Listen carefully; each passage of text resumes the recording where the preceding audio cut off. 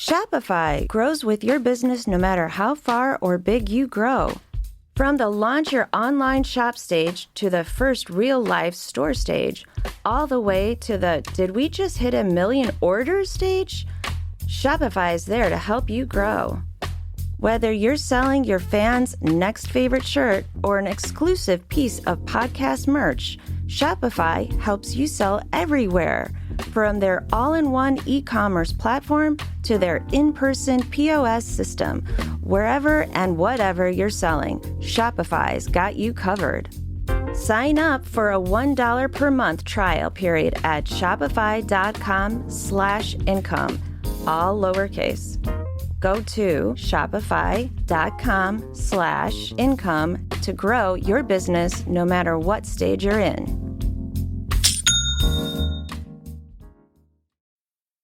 This is The Planted Runner. I'm Coach Claire Bartholic. What if I told you there was something out there that could help build muscle, soothe achy joints, and repair damage from tough workouts? Not only that, it boosted mood, stamina, lowered perception of effort, and even helped you live longer.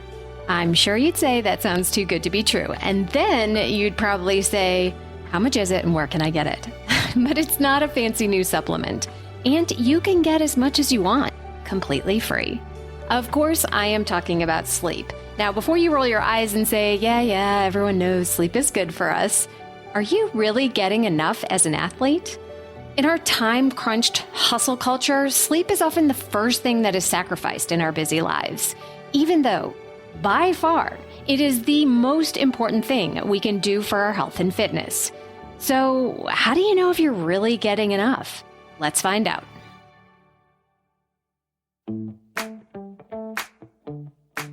Welcome to The Planted Runner. I'm Coach Claire Bartholic, and my mission is to help you improve your running, your mindset, and your life with science-backed training and plant-based nutrition. On today's show, I'll be talking with triathlon and sleep coach Simon Ward. We'll go over simple strategies for improving your sleep quantity and quality, how to know if you're really getting enough as a runner, and how to set the stage for sleep success, even if you have kids.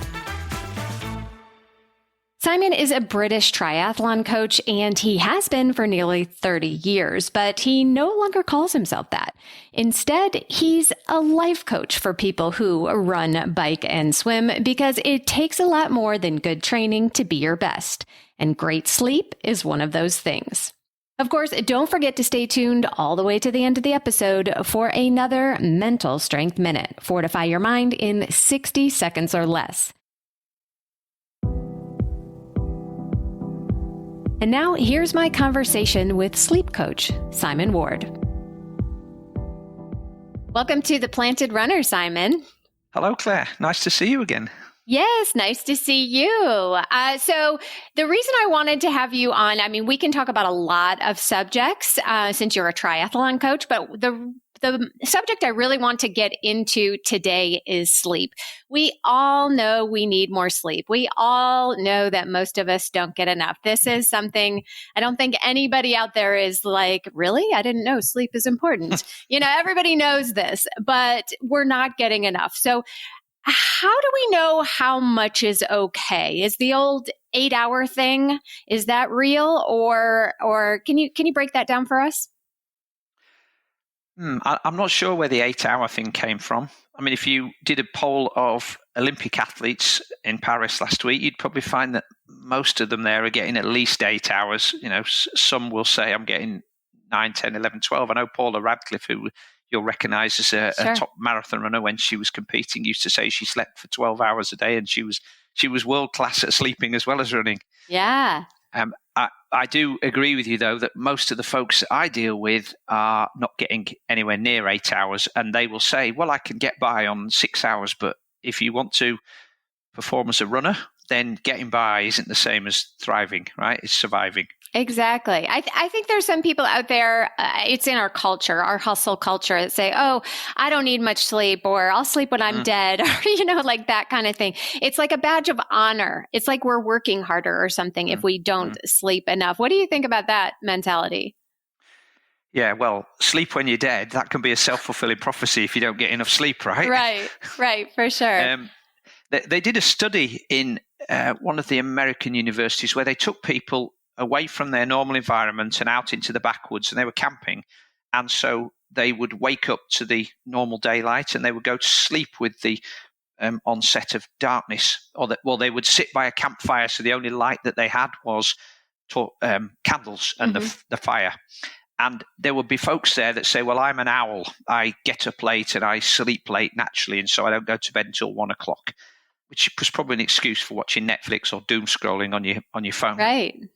But when they took these folks out of their normal environment and into the backwoods, guess what? All of them were falling asleep at 9:30 when it got dark, and all of them were waking up in the morning.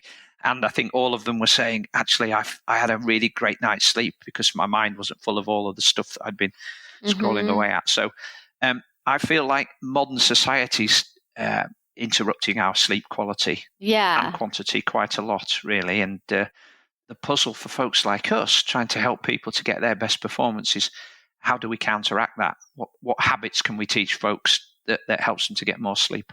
Yeah, well, let's jump right in. So let's say I'm coming to you. I'm an athlete. I, want to run a better marathon or faster triathlon, whatever it is. But I come to you and say, Coach, I really am getting 6 hours of sleep. Where do we start? I like folks to actually see what the reality is versus what their perception is.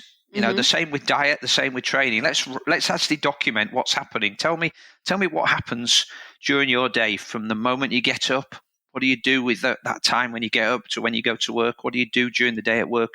What do you do in your evening? When you actually go to bed, when do you wake up? Tell me what happens during the night. So I like them to start thinking about these things and build up a true picture. Once we have the evidence in front of us, then we can see whether this idea that it's not possible for me to get any sleep, I get as much as I can, whether there's any truth in that or whether there's a lot of dead space in there that is just sitting idly in front of the TV or working away, but scrolling away on your phone and watching YouTube videos. One of the things I learned when I was training to be a nutrition coach and a sleep coach is this notion of people being ready, willing, and able. So is somebody ready to change their sleep habits? And if they're ready, are they willing to change their sleep habits? And even if they're both ready and willing, are they able to change their sleep habits? So if they have 3 children and they're doing 3 jobs, they might want to get more sleep, but actually the reality is they're probably not going to be able to because they've just got so many other things competing for their time. So it's important to understand somebody's situation. But if in the case of what you've just said, somebody's come to us and asked, can you help me? And we've asked them, are you willing to do everything it takes? Then sleep will be the first thing, because the number of experts I've spoken to, both coaches and research experts, sleep is always the bottom level. It's the foundation for everything. And there's nothing that I know of in this world that's made worse by getting more sleep. Right. Okay. So if they really want to get more sleep, then we've got to look for easy wins, and we've got to be prepared to do it over time. Like with training for a marathon, you're not going to get an hour extra sleep each night, because going to bed too early can feel like it just causes a bit of anxiety for people, and that's then going to get in the way of sleeping. So we try and get a picture of the reality first, and then we look for easy wins. Where can they make some gains? Yeah. I mean, so we all probably look at our phones too much. I mean, unless you're a complete stoic, who doesn't use their phone, or somebody who just is very, very disciplined. We're all looking at our phones a little bit too much. So would you say that the phone itself is the problem, or is it any kind of artificial light is the problem? Or, what would you say is you're finding with your athletes? Well, I think artificial light, definitely. If you go to the superstore in the evening to get your shopping, it's got bright lights everywhere, so that doesn't help. Most people have got bright lights in their homes. We've got the telly, we've got our phones, but also there's a lot of information there. So I'm not sure whether anybody's been able to determine whether it's the blue light or whether it's just the information that we're processing that then gets our mind going and keeps working when we're trying to go to sleep. So I think probably, Claire, you're the same as me. You try to help folks to build better habits and learn better habits. So for me, one habit would be, well, let's start turning our phones off a bit earlier in the evening. let's make a point of putting them on charge and in sleep mode from 8 p.m. Ooh. Yeah. Okay. You're going to get some pushback there. Oh, well, okay. But again, it's a point of negotiation. If somebody's scrolling on the phone when they're in bed, let's say, okay, let's have half an hour of breathing space before you get into bed. So this is part of what we'll come on to later about creating a pre-sleep routine. Okay. So let's take it in small increments. Let's see if you go to bed at 10, let's see if we can turn the phone off at 9:30 and have a period of time when you either sit and read a book, you do some meditation or some breathing exercises, or you watch something calming on the TV, not a shoot 'em up movie, because that'll probably get your heart rate up. And then in the mornings also, let's not pick the phone up straight away and get scrolling to see what's happened while we've been asleep. Let's give ourselves a bit of me time. Maybe do some breathing exercises, brush your teeth, do some mobility work, go and put the coffee on, and have half an hour without your phone. And once you get into that habit, you're probably not old enough, Claire, but I can remember before we had mobile phones. Right? I am old enough. I definitely am. So we didn't have this habit of picking up and seeing what was going on in the world then. We would just get up normally. So it's a habit we've learned. So, it's a habit we can unlearn if we're willing to. Mm-hmm. So yeah, for sure. Let's try that half an hour buffer either side, and let's see if we can create some sort of calmness so that we can get into bed and sort of clear our minds and get into sleep mode a bit better. Yeah. I mean, I get the idea of having a sleep routine, to wind down and, you have your cup of tea or maybe you take a hot bath, all that kind of stuff. But, I work with a lot of parents with young kids. And what I'm finding out, not just the young kids, I have teenagers. And so my teenagers stay up way later than me. Yeah. I love sleep. I'm in bed by 8:30. But they are up way later than me. And sometimes that keeps me up. So it's, there's a lot more going on than just, I'm going to have my peaceful cup of tea, herbal tea, and go to, doing that whole kind of routine sometimes is just like another thing on the to-do list. It is. Yeah, I agree. And again, that's, as a coach, you have to take into account somebody's individual circumstances. And back to the ready, willing, and able, you might want to go to bed at 8:30 and you might be willing to go to 8:30. But if you feel like you're not able to, because, I know when I was a teenager and I was just started driving, my mum wouldn't, even though my mum went to bed, she said she wouldn't fall asleep until she'd heard that I'd come in and lock the door and I was back home safely. And I think that's a parent thing, and particularly a mother thing, it seems, because my dad was always fast asleep. So that's the ready, willing, and able. But even if you've got children in the home, there's no reason why you can't turn your phone off a bit earlier. Right. Or if you've got a habit of working late, maybe stopping working a bit sooner so that you can just let your mind relax. Writing out a to-do list for the things tomorrow so you don't go to bed worrying about what's got to do tomorrow. So there are things that you can do. And again, it's part of an individual conversation that I would have with an athlete about what was possible, in the same way that you would when you're writing a running program for somebody. Yeah. So, what I tend to see is people who are just going to bed too late, and especially if they're getting up at 4 or 5 in the morning, because that's the only time they have to run.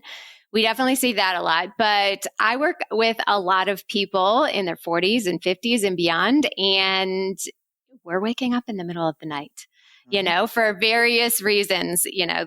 Women are, if we're menopausal, going through lots of things at night, and, men as well have to get up, go to the bathroom, and a lot of athletes in marathon training are getting up and having to eat because they're not fueling enough. Oh, wow. Lots of things are disrupting our sleep.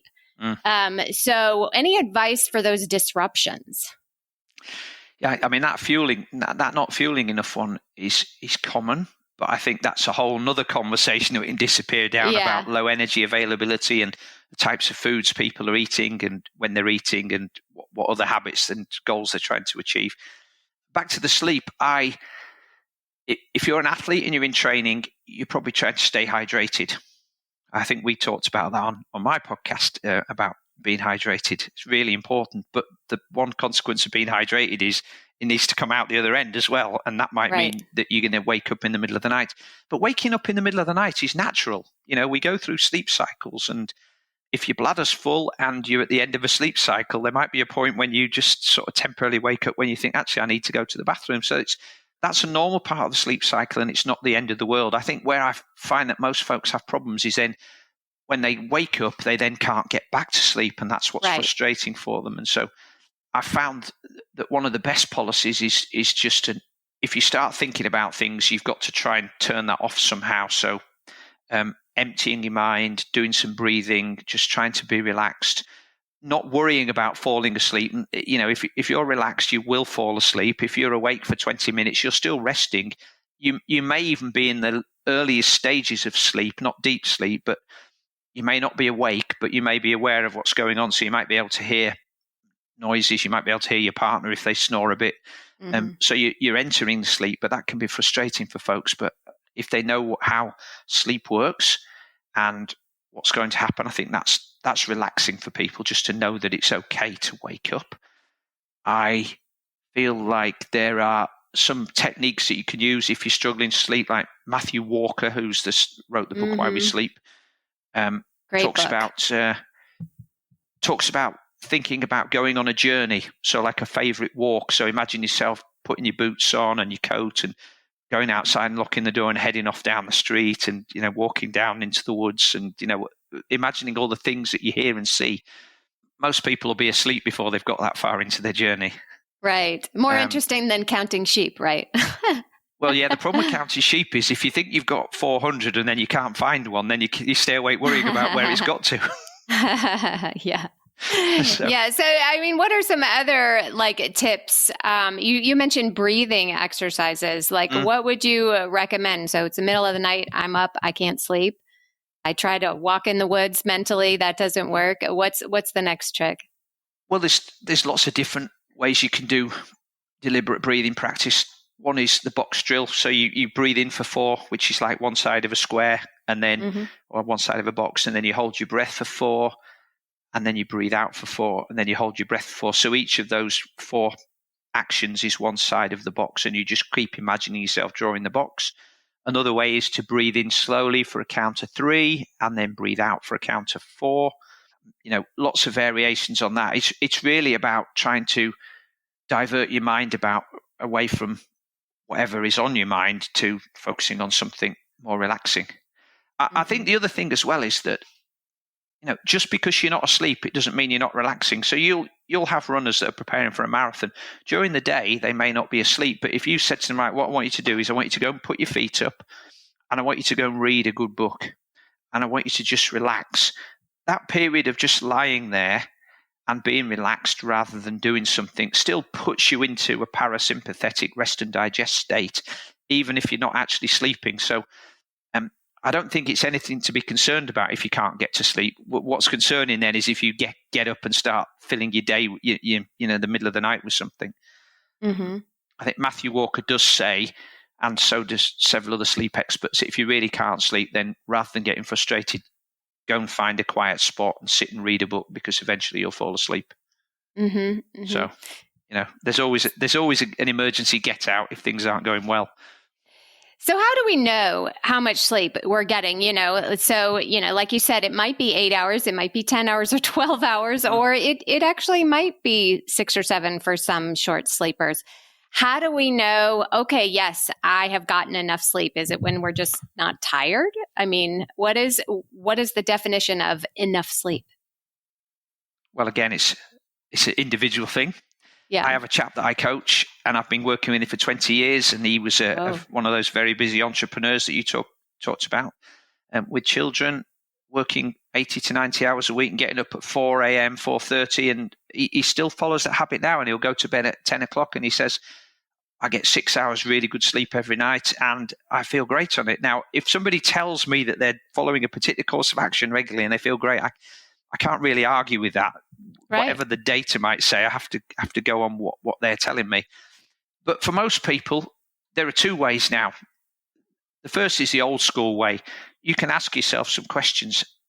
What was the quality of my sleep? Did I feel like I dropped off to sleep quickly and I notice that I was disturbed during the night, but in general, I had a really good night's sleep. I felt very relaxed. Or do I feel like I was disturbed a lot? I could sense what was going on around me and it wasn't such a good night's sleep. Incidentally, females generally tend to perceive that their sleep was worse than it was. So when they've tested them in the lab, females generally have a better night's sleep than they actually think if you ask them. Males tend to observe that they've had a great night's sleep even if they haven't. That's interesting. So what was the quality of my sleep? What was the quantity of my sleep? So when did I turn the light out? When did the alarm go off? How fatigued do I feel? How rested do I feel? And some little things like how motivated am I to train today? If you really can't be bothered, that's probably a good sign that you're not recovering from something. Maybe you've got a lot of mental stress in your life, a lot of workload stress, or family issues. Maybe you're just doing too much training. If you're highly motivated to train, that would suggest that you're recovering well and eating well as well. The more up-to-date method of doing this is to use some sort of wearable device. So I used, if we can name a couple of products, I tried the Whoop, which is the wristband product, and then the alternative to that is, there are some more coming onto market now, but the main competitor to that is the Oura Ring, and so they do very similar things. Garmin watches and some of the other tracking watches do measure sleep now, but I think that's a secondary activity for them versus tracking training. So I don't think those are quite as accurate as the Whoop and the Oura, whose primary function is to measure sleep and wellness. Right. I'm still not sure about how accurate either of those products is compared to what they tell you they are. But having used the Whoop for 6 or 7 years, what I can tell you is that there were some very big lessons that I learned. Like what? So the impact of alcohol on my sleep. Oh, yes. Tell us about that, because I was going to get into that. Let's do that right now. Yeah, so I don't drink beer. Beer's one of those things where if I have a couple of pints with my friends, I do feel like I'm getting up during the night quite a lot. So and I just generally don't drink a lot of beer. I do like red wine. So if I drink red wine with my dinner at 6 p.m. and I have a glass, maybe a second glass, but I've usually finished drinking any alcohol by 7:30, 8 o'clock, and then I've got a couple of hours before I turn the light out. The wine's been metabolized then, and I'd probably balance that out with a bit of water or some cup of tea. It doesn't really affect my sleep. If I was to have those 2 glasses of wine in the 2 hours before I went to bed, then my sleep would be much more disturbed. Interesting. Now, that's what I've noticed. I've interviewed a few people for the podcast who've used the Whoop, and they've also mentioned how alcohol interferes with their sleep. Timing of evening meals is another one. Eating early versus eating later, and particularly if we go skiing or on a training camp in Europe, particularly the Mediterraneans tend to eat late into the evening, which is their culture. I find that plays havoc with my sleep. Yes. And also, for some people, the type of food you eat. So some people find that a carbohydrate meal will help them sleep better. Some people find that avoiding carbohydrates and eating more of a plant-based or a meal with more protein in will help them sleep better. So that's quite individual. But I think the point is that using these sleep trackers, you can do some very specific controlled studies and then find out what's working for you. And then there's some other stuff like what you do in the morning. I think there was some research about if you have a protein and fat-based meal in the morning, the following night's sleep will be a lot better than if you have a high carbohydrate, like a sort of standard cereal type breakfast. Interesting. Exposure to sunlight during the day, little exercise snacks and sort of walking snacks throughout the day, just to get some fresh air, also seem to make a difference. So, after a short break, I'll be back with more of my conversation with sleep coach Simon Ward. I want to tell you about a unique opportunity for you to get stronger, faster, and stay motivated to hit all your running and nutrition goals this year, and that is to join the PR team. Each member of the team gets a custom training plan made by me for you based on your unique fitness, goals, and lifestyle. Everything you need to crush your running dreams is included, such as strength training, recovery, and even cross-training if you want it. I include weekly mental strength training as well as tips and nutrition guides. But here's where it gets really cool. The group has its own page in the app where we share workouts, ask training questions, and get feedback from me and the other teammates. And each week I create an exclusive private podcast just for the team based on the questions I get and what I see in their training each week. And I usually end up sharing behind the scenes and exclusive sneak peeks with the team that I don't share anywhere else. So instead of joining a Facebook group or sitting through another Zoom call, you get to listen to tailored advice on the run, and you don't have to do all of this alone. If you are ready to take your running to the next level and join an amazing team of runners, head to theplantedrunner.com/group and join us today. It's more affordable than you think, and I can't wait to have you. My favorite way to get all my stinky running clothes clean is with Earth Breeze. Earth Breeze Eco Sheet look just like a dryer sheet, but it's ultra concentrated laundry detergent. It eliminates stains and odors while being kind to the planet and your skin. No more ugly, heavy plastic laundry jugs filled with messy blue goo, which we all know is mostly water. Earth Breeze comes in a lightweight cardboard envelope that hardly takes up any space in your laundry room. And they offer flexible subscriptions delivered right to your door for free. If you decide to go back to your old stuff for some reason, you'll get a full refund on your Earth Breeze purchase, no questions asked. My clothes are clean, they smell fresh, and I never have to feel guilty dragging home the big orange jug from the store again. Right now, you can receive 40% off Earth Breeze just by going to earthbreeze.com/plantedrunner. That's earthbreeze.com/plantedrunner to cut out single-use plastic in your laundry room and the landfill. That's 40% off your subscription at earthbreeze.com/plantedrunner. And we're back with more of my conversation with sleep coach Simon Ward. Interesting. But again, like you said, everything is so individual. I mean, not even talking about sleep, carbohydrates are different for everybody. Some people have a huge spike in blood glucose with carbohydrates. Other people don't, so we're all an experiment of one, certainly with sleep as well, I'm sure. What's your feeling on alarm clocks? So, I mean, I've heard this thing going around that you've gotten enough sleep if you don't need an alarm clock. Now, I personally don't use an alarm clock except one day a week when I have to wake up really early. But and then even then, I'm already awake. I just set it to be sure. So I am somebody, but I'm also someone who has a schedule that is fine. But I can wake up at 5 a.m. every single day without alarm clocks. But again, I'm in bed by 9 o'clock usually. So what's your feeling on alarm clocks? I have an alarm by my bed because I like to get out of bed at 6:45. I also feel like I'm more productive in the morning, and I like to get I like to tidy up downstairs, make the coffee, get on with my mobility and my sort of strength work, and then go for a walk and just get the day started early so I can go to bed early. My alarm clock goes off at 6:45, but often I will wake up 5 or 10 minutes before that.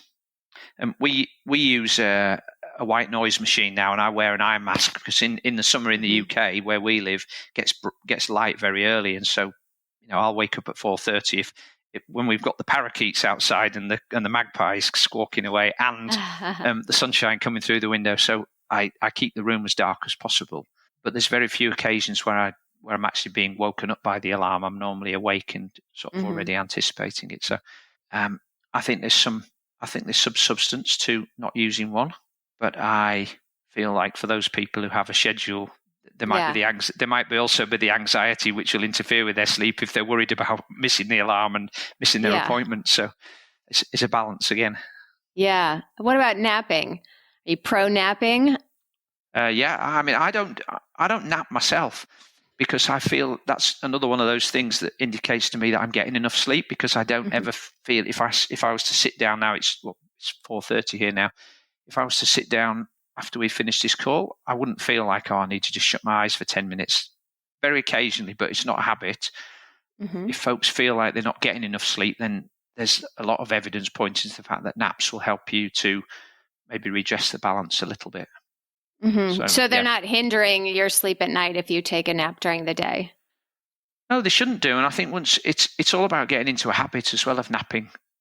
Just about everybody I've talked to that likes an afternoon nap, I don't think I've heard them complain that they then struggle to get to sleep in an evening. So no. Yeah. Individual preference. But again, you don't have to fall asleep in that nap. It could be just the act of turning your phone off, going into a quiet room, making it nice and dark, and just lying there and relaxing can get you out of that fight or flight mode and back into a rest and digest. So even that can be good enough without falling asleep. Mm-hmm. Can you make up sleep on weekends? You know, a lot of people have this very busy 9 to 5 or, 8 to 6 or whatever it is, kids, job, all this stuff. And they'll say, oh, well, I'm just going to sleep in on Saturdays. What's your thoughts on that? The experts will tell us that you can't catch up on sleep. Once it's been lost, it's been lost. Now, that doesn't mean that if you don't turn the alarm on and you go to bed at 10 and you wake up at 10, that sleep's invalid or anything. It's still sleep, and you obviously needed that sleep. But one of the things, again, that I hear time over time from the researchers is that consistency of going to bed and getting up is really, really important. So if you go to bed at 9 o'clock, Claire, and you get up at 5 every morning, you're getting your 8 hours sleep. And if you can do that on as many days of the week as possible, that is the best thing for quality sleep. Mm-hmm. So I think probably internally folks think that if I get more sleep on a weekend, I'm catching up, but I'm not sure that the research evidence points to that. Yeah, I don't even know how they do that. I mean, I could do that in my 20s, but I can't sleep. I mean, even if I stay up late, go out to dinner or whatever, I am still up. Maybe not 5, but 6 or 7 for sure. And I don't understand how grown adults can sleep until 10 or 11. I can't do it. No, me neither. But I wonder sometimes if for some of those folks there is a dramatic sleep deficit that they've got there, that their body's telling them they need more sleep. But it probably would be pointing to the fact that they need to be getting an hour's more sleep on every night rather than trying to stay in until lunchtime on a Saturday and Sunday. And it's on a weekend. It's such a waste of the weekend as well, right? That's half the day gone. That's right. So, do you have any success stories that you can share? Like, people who came to you, athletes that wanted to get better sleep, and they worked through some of your programs or your coaching, and things improved for them. You have any stories that you can share? Oh, now you've put me on the spot. Let's think. I was working with a chap who was. He was a very senior figure in one of the global consultancy firms. And I suggested to him that we track his sleep because when he was giving me a sort of an audit of his day and his lifestyle, it didn't seem like he was getting enough sleep for the ambitions that he had as a triathlete. And he wasn't able to do much more training. So we had to try and find other ways of getting the max from that training. So we're looking at nutrition and sleep. He got hold of a tracker, the Whoop tracker, and wore that for several months. The drinking thing was really important because there was a lot of business dinners and drinking wine and staying up late. And when he was looking at the tracker on the days when he was going to these dinners and drinking wine, you could see that his sleep and his heart rate variability and his resting heart rate were markedly different the next day. So that was sort of answering why he just felt fatigued and tired and sometimes demotivated for training. So he changed to having folks come to morning meetings. So they had breakfast meetings. So it was almost like a workplace culture thing as well, which is quite interesting. But of course, nobody wanted to drink alcohol for breakfast. So that was a good start. He stopped drinking alcohol, apart from the occasional glass of red wine, which he was having early in the evening. His sleep improved, his heart rate variability and his responses to training improved, and he started to hit some of the goals that he never thought he was capable of. So, the data helped him learn some lessons, helped him change some lifestyle habits, helped him to start slowly building towards some of the goals that he had. So I would say that's probably the most obvious one for me. There's been some more subtle ones. And of course, noticing how those lifestyle changes impact your health or your training are slow burners, right? It might take a year or two before you suddenly look back and think, well, actually, I used to wake up 3 times in the middle of the night. Now I don't do that anymore. Or, Yeah. So things like that. Also, I think not just with people with their training, but also some health markers. So going for your annual physical with the doctor and them saying, do you know what? Your blood sugar levels have come down. Your blood sugar is a lot more stable now. You are managing that cholesterol. I feel like that was also to do with eating better and improving your microbiome. But I think for those people in the know and the researchers, there's a definite link between the microbiome and the brain and sleep patterns. So if you can improve your gut health, you can improve your brain health, improve your sleep health. So it's an indirect link, and it takes a while for folks to notice the benefits, but they're definitely there. Yeah. It's just not as noticeable as the benefit you get from running 10-400s around the track. Right. Yeah, for sure. I think we also are looking for the quick answer. We want the fancy shoes. We want to drink the beet juice. We want to take the supplements. We want to take those things that'll take us straight to the top is what we think, But the reality is it's the simple, boring things like sleep, nutrition, consistency.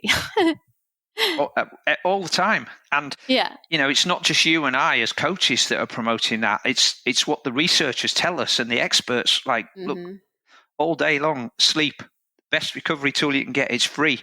Why buy a pair of inflatable leggings when you can just get more sleep? Right. Why? Absolutely. Why spend thousands of pounds getting these blood tests done when you could just eat real food and ditch the ultra processed stuff? But sometimes it's too simple, and folks want the shiny thing that they can show off on Instagram. Well, I think that hopefully we have kind of shed a light on how important sleep is. I think that we probably all need to put our phones down. What are some other your last few tips for just really setting the stage for a good night's sleep? Well, for me, it starts with where you sleep. So the sleep environment, cool, dark, and quiet seem to be the watchwords there. Of course, cool. Yep. Turn off the heating. We have a fan going in our room, so it just circulates the air.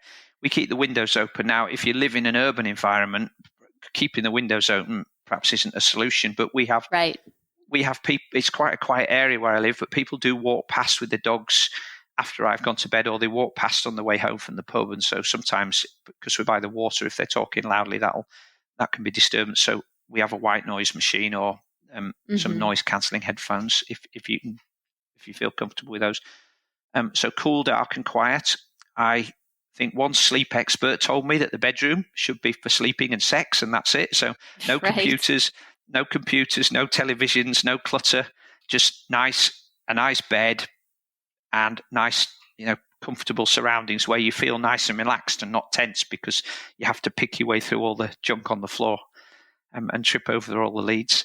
So that's that one. And then just creating the right environment or being in the right environment. So this is back to ready, willing, and able. If you do live in an environment where you don't feel particularly safe or secure, then you have this hypervigilance, and that's a massive disturbance to your sleep. So I realize there may be some people listening that say, well, I can't do anything about that. So that's a much bigger conversation. But if you have an environment where you feel comfortable and safe and where it's cool, dark, and quiet, those are the first things. So sleep hygiene, making sure your mattress is comfortable.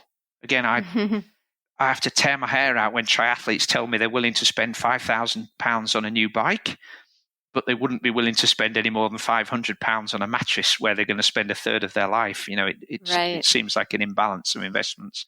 So comfortable mattress, comfortable bedding. Females and males tend to have different temperature regulations. So there are these devices out now which you can put under your top sheet, which provides warmth on one side of the mattress and cooling on the other. Different prescription of pillows. If men have got broader shoulders and they lie on this side, there's a bigger gap between the shoulder and the head. So maybe you need thicker pillows. Females, if they've got narrower shoulders or they're smaller stature, might need smaller pillows. I prefer a medium pillow. My wife loves a lovely squishy pillow. So, it's the sort of action that professional cycling teams take when their athletes are on the road. They have an individual bedding prescription for every athlete. So I would be looking at things like that to make the sleep environment as comfortable as possible.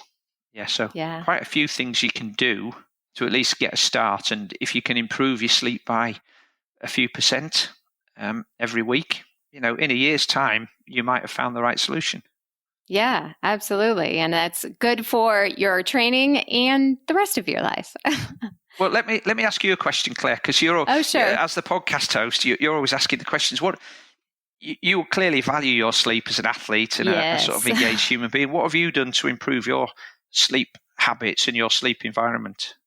So I do an eye mask. I sleep with an eye mask. I now actually start with a heated eye mask. Oh, wow. I started with that because I went to an eye doctor. He said I had dry eye, which I've never noticed before. And he said these heated eye masks will help. I have no idea if it helps me with the dry eye, but it absolutely sends me to sleep immediately. So wow. It's a heated padded eye mask, and sometimes I'll take it off. There's a timer on it, so it only goes for 15 minutes. And sometimes I'll wake up, take it off, and put the regular one that's not plugged in. So eye mask is absolutely essential for me. As far as cold, I do not like the cold whatsoever. So we keep our bedroom probably about 75 degrees Fahrenheit, which is what? I don't know, 22 for you guys, maybe? That's warm. Ours is about 16.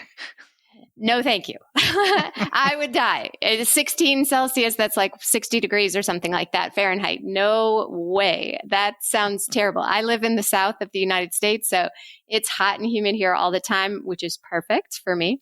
But yeah, I go to bed early. I do use my phone in bed. I will say that, but I turn it off and then, I relax with my heated iPad.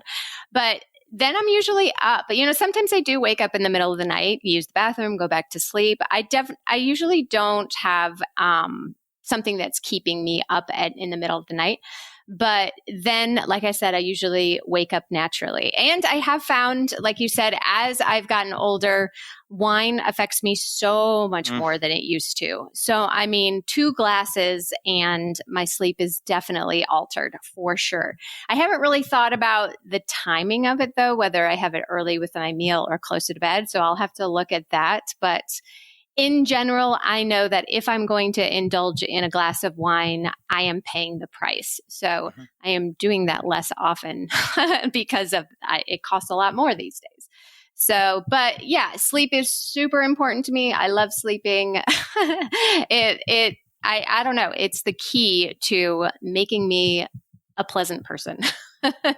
not just a better athlete, but I'm not good if I'm not well slept. No, I've experienced the same. That's a marker that I recognize that doesn't need any wearables to tell me I'm just being irritable and I'm picking up on people's faults, and my wife and I are snapping at each other. It's like, you're probably not getting enough sleep. Mm-hmm. Yeah, definitely. Well, I think that's a perfect place to kind of wrap it up, Simon. I think this is an important discussion that we really don't talk about a lot. So it's good to remind athletes how important sleep is. But before we go, tell everybody where they can connect with you. So you can find me on my website, simonward.co.uk. I have a podcast which comes out every Wednesday. In fact, this week's episode features you, Claire. Ah, yes. So that is called the High Performance Human Podcast. So you can search for that, or search for me, Simon Ward, on iTunes or Podbean or Spotify or any of those other platforms. I send out a regular newsletter twice a week. The first one is called Wardy Wisdom. So that's just lessons that I'm sharing around training, around lifestyle. And then the other one that comes out on a Saturday talks about the podcast and the key points in the podcast. So you can, if you sign up to newsletter, you can hear from me twice a week generally. So those are the main places. I'm on Instagram and social media, but you end up with so many social media channels to do. It's overwhelming to keep track of them, and then you get behind on your real work. Yes, it can be. Well, I appreciate you taking the time to come on the show. Thanks so much, Simon. Thank you, Claire. Appreciate you inviting me.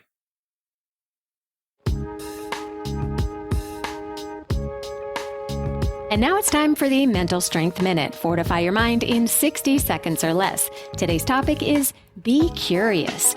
Instead of being judgmental of your performance in a tough workout or race, be curious about it.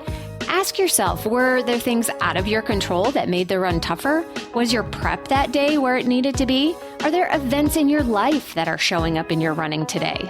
This is not about looking for excuses, but rather exploring all the factors involved in having a great run. You can even use this idea in the middle of a particularly hard section of a run, like a hill. Be curious about the challenge in front of you. Could you lift your knees a little higher? Could you stand a little taller? What if you took a few quicker steps? When you are self-curious instead of self-judgmental, you release the negative emotion and turn it into something that's actually helpful.